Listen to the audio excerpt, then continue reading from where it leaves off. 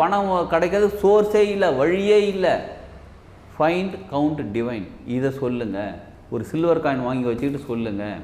இது உங்களுக்கு ஹெல்ப் பண்ணும். இந்த ஃபைண்ட் கவுண்ட் டிவைன்ற சுவிட்ச் வேர்டு வந்து உங்களுக்கு அந்த கடன் அடைக்கிறதுக்கோ அது உங்களை பொருளாதாரத்தை உயர்த்துறதுக்கோ என்ன வழி இருக்கோ முதல்ல உங்கள் உள்ளத்தில் உங்கள் மனசில் அந்த எண்ணத்தை உருவாக்கி இதை செய் அப்படின்னு செய்ய சொல்லும்போது நம்ம செய்யும்போது நமக்கு அந்த வழிகள் கிடைக்க ஆரம்பிக்கும், அந்த வழிகள் பிறக்கும், அது மூலயமா நமக்கு பணம் வந்து சேர ஆரம்பிக்கும்.